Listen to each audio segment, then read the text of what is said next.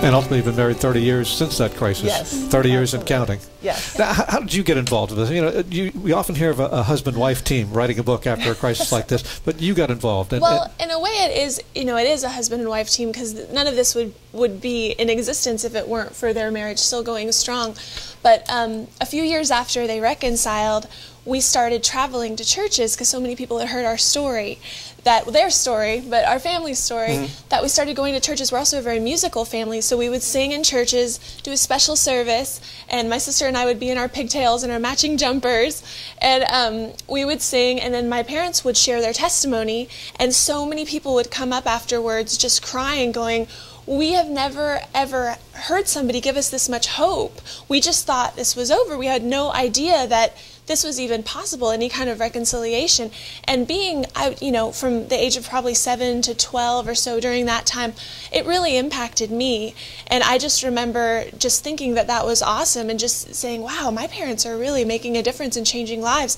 So for a long time, I wanted to be a missionary to Africa, and I went over there for a while and realized that's not really what I wanted to do. And I came back and I went to college and started writing and started doing a lot of songwriting.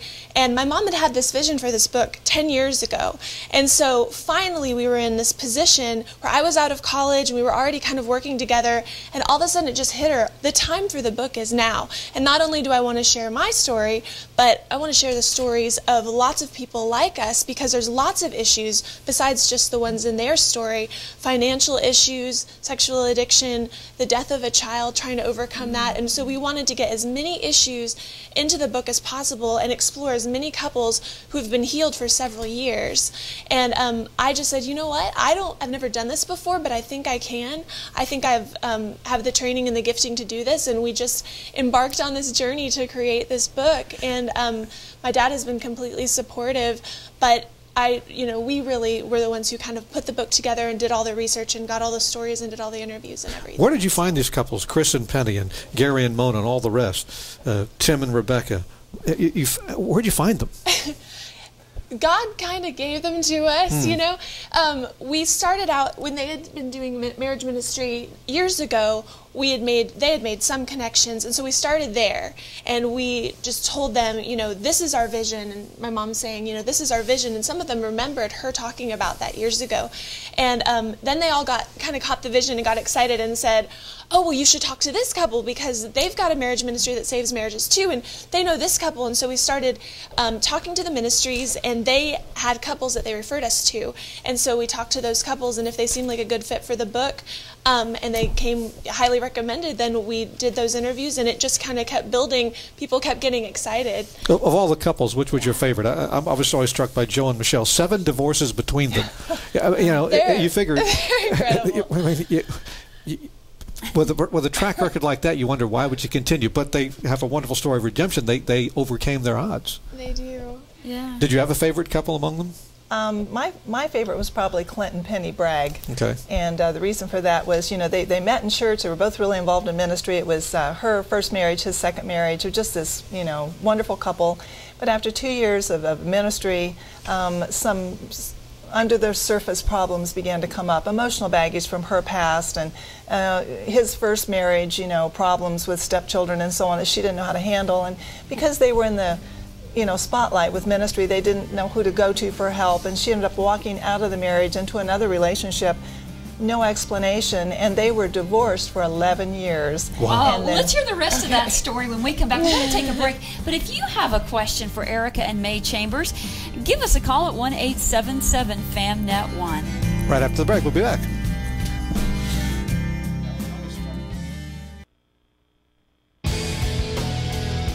Welcome back to Mornings and our discussion with May and Erika Chambers, who've written this book, Can My Marriage Be Saved? True Stories of Saved Marriages, a wonderful compilation of couples who have gone through tragedy and seen the other end. And the one couple I wanted to talk about was the one I mentioned earlier, Joe and Michelle, who between them had 7 divorces.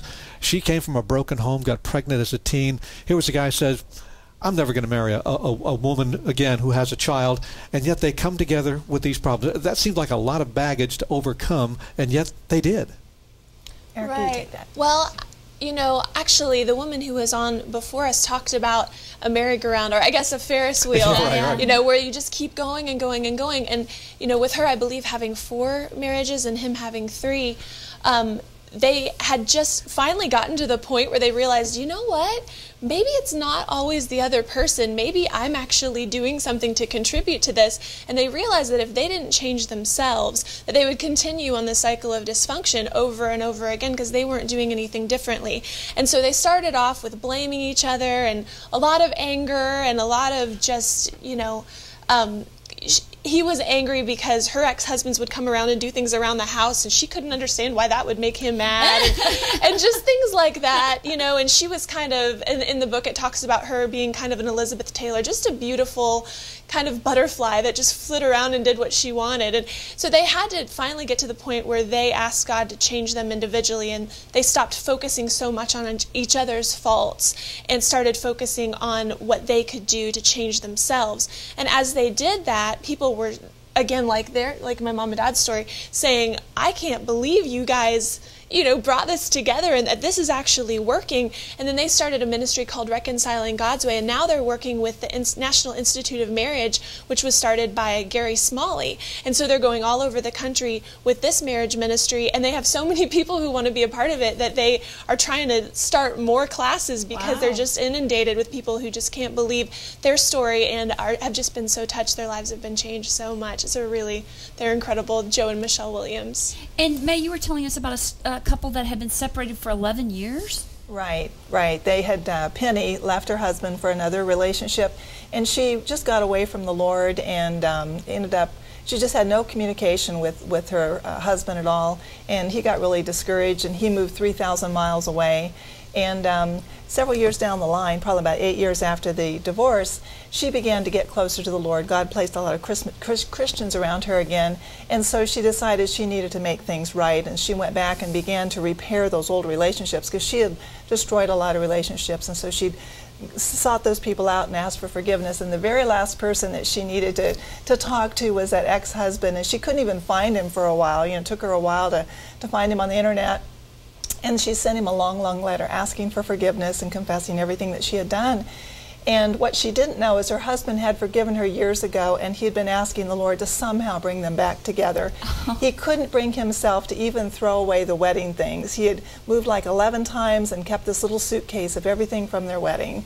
And so when he got her letter, he found her phone number and called her, and they began to talk and just you know, back and forth, just relived their lives, you know, patched up their lives through the And he showed up with the the suitcase with all the memorabilia. He did, yes, Yeah. he did. In Denver, they decided to meet, and he said, I need to show you something. And he brought the suitcase up to her room, and he opened it up, and she couldn't believe that he had kept all these things and that love, you know, for her in his heart.